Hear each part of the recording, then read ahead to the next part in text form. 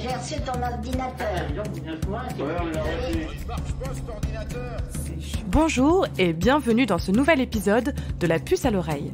En 15 minutes chrono, l'informatique et ses concepts nébuleux sont rendus simples, concrets, pratiques, accessibles. Sur un temps ludique, on explore les différentes possibilités offertes par le numérique et surtout, on les dépasse pour imaginer un horizon virtuel plus désirable.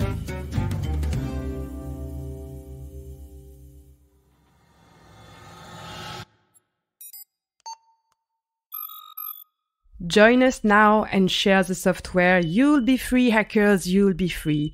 Ainsi commence la chanson Free Software Song, un des hymnes de la communauté libre écrit par Richard Stallman, un programmeur et fervent défenseur du logiciel libre, parangon de la liberté et figure emblématique de la culture libriste, devenu aujourd'hui controversé pour ses propos polémiques autour de l'affaire Epstein. Mais ça, c'est une autre histoire. Figurez-vous qu'aujourd'hui, cet outil du logiciel libre n'est pas réservé qu'aux hackers et initiés du secteur. Et il pourrait même être en passe de s'institutionnaliser. Dans ce nouvel épisode, on revient sur l'histoire du logiciel libre, on décortique ce concept et on imagine ses prochains développements. Le tout en compagnie d'Alexis Kaufman, l'un des fondateurs de Framasoft, un réseau d'éducation populaire consacré au logiciel libre. Aujourd'hui, Alexis Kaufman travaille au sein du ministère de l'Éducation nationale comme chef de projet logiciel et ressources éducatives libres et mixité dans les filières du numérique. Allez, bonne écoute!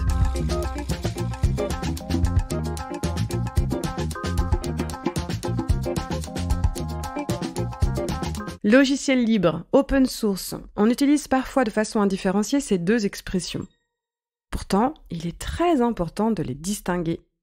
Alors, ça veut dire quoi, open source, Alexis Kaufman ? L'open source, en fait, ça va désigner le logiciel sous son aspect d'ingénieur, c'est-à-dire une manière efficace, originale, collaborative, de créer, fabriquer, maintenir du logiciel. Un logiciel open source, c'est donc un logiciel dont le code est ouvert. Le logiciel libre, quant à lui, ouvre le champ des possibles et fait résonner un sentiment de liberté. Mais pourquoi ? Est-ce à dire que certains logiciels ne le seraient pas, Alexis Kaufman ? Bon, vous l'avez deviné, deuxième question, c'est quoi le logiciel libre ? Qu'est-ce que c'est qu'un logiciel libre ? C'est un logiciel à laquelle on a accolé une licence, en fait c'est juridique, et qui va offrir 4 libertés à l'utilisateur. La liberté d'usage, la liberté d'étude, la liberté de modification et la liberté de partage. Voilà. Comment c'est arrivé historiquement ? Moi, je suis professeur de mathématiques. Les mathématiques, depuis la nuit des temps, se partagent. Il n'y a pas de copyright sur le théorème de Pythagore. On ne paye pas de droits. Et dans le monde académique, on sait toujours partager les connaissances mathématiques. Après, ça peut être utilisé dans l'industrie, etc. On peut mettre des brevets ensuite sur des fabrications. Mais toujours est-il que on a toujours partagé les mathématiques. Et en informatique, c'est pareil. Les informaticiens se partageaient le code, naturellement. Et puis, tout d'un coup, certains se sont dit, si on ferme le code, on peut lui donner une rareté, puisque certains y auront accès, d'autres pas. Et puis, on peut construire un modèle économique en vendant du logiciel. Comme ça, ceux qui achètent auront accès au code, enfin, en tout cas, pourront l'utiliser, etc.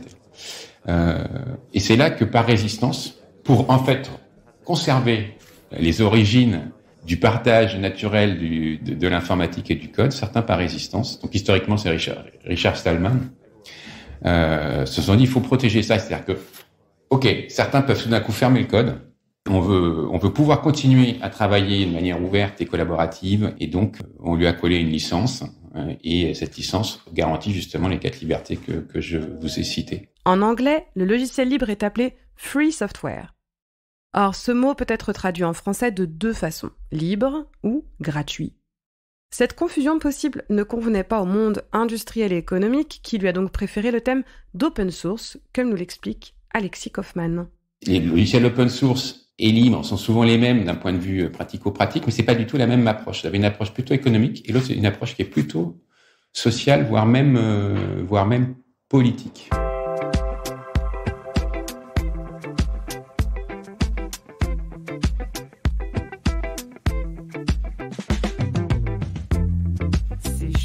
Comme le montre la Free Software Song que nous avons évoquée en introduction, le mouvement du logiciel libre a toujours été traversé par la politique.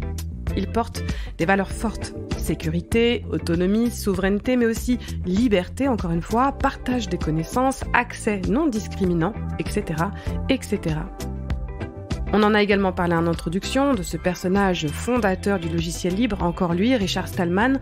On vous livre maintenant sa vision du monde selon sa devise qui vous dira certainement quelque chose: liberté, égalité, fraternité. S'il y a bien dans le logiciel libre cette idée d'émancipation, les GAFAM ont comme souvent ajouté leur grain de sel. C'est ce que nous explique Alexis Kaufman. Les GAFAM ou les Big Tech adorent l'open source pour le coup. Peut-être pas forcément le logiciel libre, mais l'open source. Donc, tous leurs produits, dans tous leurs services, il y a des briques open source. Parce que le logiciel libre est non discriminant. Donc, on peut utiliser tout ou partie d'un logiciel libre pour construire par-dessus des services. Et Android est un bon exemple. Android, en fait, vous avez une couche de départ, une couche basse, comme on dit, qui est open source.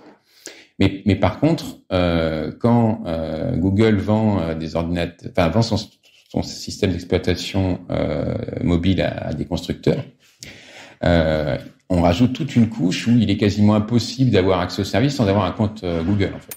C'était des universitaires, justement, ils ont utilisé beaucoup d'open source, ils s'en sont pas cachés. D'ailleurs, Google finance de l'open source et libère souvent du code. Hein. Mais il n'empêche que aujourd'hui, ils ont une taille. La taille en soi est un énorme problème. Ils sont aussi puissants que des États. Quand bien même la gouvernance irait dans une direction acceptable, ils sont beaucoup trop gros. On a des phénomènes de concentration et de centralisation qui effectivement posent d'énormes problèmes. Mais dans la culture libriste, on favorise plutôt la décentralisation, n'est-ce pas, Alexis Kaufman ? Framasoft parle de l'archipel, qui est assez joli, c'est-à-dire, voilà, vous avez des îlots, mais qui sont reliés entre eux, avec des ponts, enfin, vous pouvez utiliser l'image que vous voulez. Mais on est sur quelque chose qui va être décentralisé, dans des communautés qui maîtrisent leur technologie, leurs données, etc., et qui vont communiquer avec d'autres communautés, voilà, tout en conservant toujours la liberté de choisir avec qui je partage, quoi.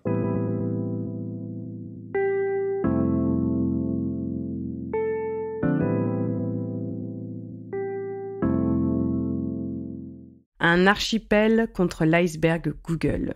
C'est précisément la mission que s'est donnée l'association Framasoft avec Dégooglisons Internet entre 2014 et 2019. Une campagne qui s'attachait alors à promouvoir les communs numériques. Bon, nouvelle question Kezako, c'est quoi un commun numérique, Alexis Kaufman ? Un commun, c'est une ressource qui va être créée ou maintenue collectivement par une communauté qui se donne des règles pour assurer le caractère collectif et partagé de la ressource. Donc en fait, vous avez une ressource, une communauté et des règles. Voilà, la nouveauté avec les communs, c'est de ne pas se focaliser uniquement sur la ressource, qui peut être du code, donc du logiciel libre, mais sur la communauté derrière et la gouvernance que se donne cette communauté pour que cette ressource soit partagée à toutes et tous. Et commun numérique, pourquoi on ajoute numérique et pourquoi c'est intéressant, c'est parce que la copie d'une ressource numérique est relativement simple, facile et entre guillemets peu coûteuse. Je dis entre guillemets parce qu'aujourd'hui la sobriété numérique est dans l'agenda et qu'on s'est aperçu que ça avait quand même un coût. Mais donc du coup cette notion de commun numérique est intéressante. D'abord parce que la ressource est envisagée comme libre, mais aussi parce que ça oblige à penser gouvernance partagée, gouvernance ouverte, qui décide comment, pourquoi, et c'est engageant pour toute la communauté d'utilisateurs de la ressource. La France a récemment présidé l'Union européenne et a poussé cette idée de commun numérique. Qu'a-t-elle proposé exactement, Alexis Kaufman ? Parmi les propositions, il y avait justement une fondation à l'échelle européenne pour soutenir le développement du logiciel libre. Et une autre idée qui est forte, c'est la priorité qui serait donnée au commun numérique pour tout financement public, en fait. Par défaut, tout financement public devrait être envisagé comme un commun numérique. Ou c'est un petit peu comme si je vous disais, par défaut, si tout d'un coup on se met on lance un projet informatique, par défaut, il serait sous licence libre, par défaut, ce serait du logiciel libre.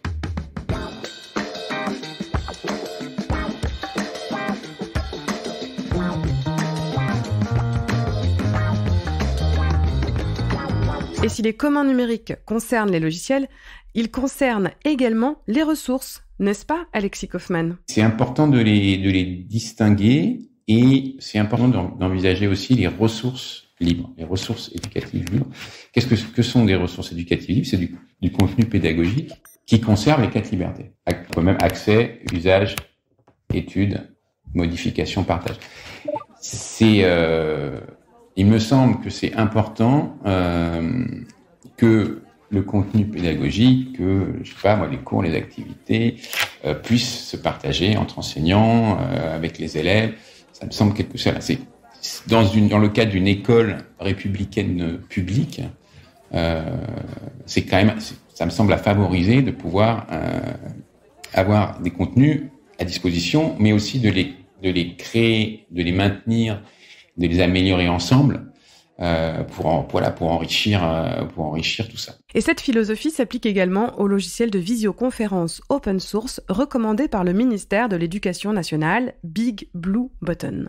Aujourd'hui, on est sur un logiciel libre qui s'appelle Big Blue Button, sur lequel non seulement on utilise du logiciel libre, donc en faisant ce choix, mais en plus on contribue à son développement. C'est-à-dire qu'en fait, l'année dernière, on a fait tout un rétexte, comme on dit, c'est-à-dire qu'on a demandé à professeurs et élèves de nous dire ce qui allait pas à l'usage de Big Blue Button, qu'est-ce qu'ils souhaitaient qu'on améliore. On a retenu comme ça quelques priorités et on a financé le développement de ces fonctionnalités qui maintenant se retrouvent dans le code de la nouvelle version de Big Blue Button. Nous, ça nous sert parce que ça répond à nos besoins qu'on a identifiés. Mais comme on l'a reversé sur le code du logiciel Big Blue Button, ça sert à l'ensemble des utilisatrices et des utilisateurs de Big Blue Button, donc au monde entier, entre guillemets. En tout cas, sachant que Big Blue Button est très utilisé dans le monde académique et universitaire et scolaire, on sait que ça sert à plein d'autres élèves et étudiants à travers le monde. L'avantage du logiciel libre, c'est que les améliorations apportées au logiciel de classe virtuelle profitent également à d'autres outils numériques de l'État, comme nous l'explique encore une fois Alexis Kaufmann. Et le travail qu'on a fait pour cette classe virtuelle, en fait, sert aussi à nous, agents du ministère, pour communiquer. C'est notre outil de communication, ça s'appelle Visio Agent, mais sert aussi aux autres ministères, parce que ça s'appelle le webinaire de l'État, c'est un service de la DINIB, comme outil de visio et de communication. Donc ça me semble quelque chose d'assez intéressant. Et ça c'est possible parce que justement on a un logiciel libre, on a la main dessus, on peut opérer les modifications que l'on souhaite, on mutualise. Et puis surtout, donc là, c'est le ministère français qui a financé du développement pour Big Blue Button. Et oui, avec le logiciel libre, la connaissance et les progrès profitent à tous et à toutes. On comprend mieux pourquoi cette philosophie, qui s'épanouit bien souvent dans les Fab Labs et autres hackerspace, est parfois taxée de politique ou de révolutionnaire. Enfin, nous, on vous dit ça, on vous dit rien, on vous met juste la puce à l'oreille.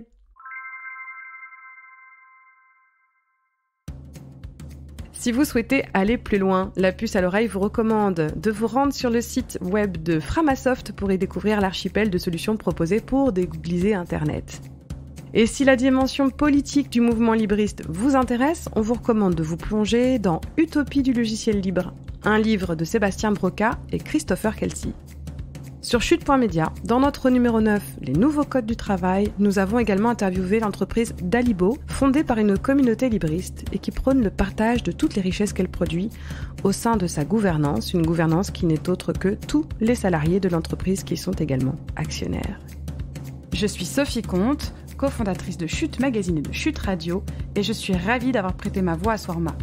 Ce podcast a été écrit par la journaliste Nolwenn Mogwen. Nous remercions également notre sponsor, l'assureur AXA. Pour écouter les prochains épisodes, tapez la puce à l'oreille dans votre plateforme d'écoute et même Chute Radio pour découvrir toutes nos émissions. À bientôt!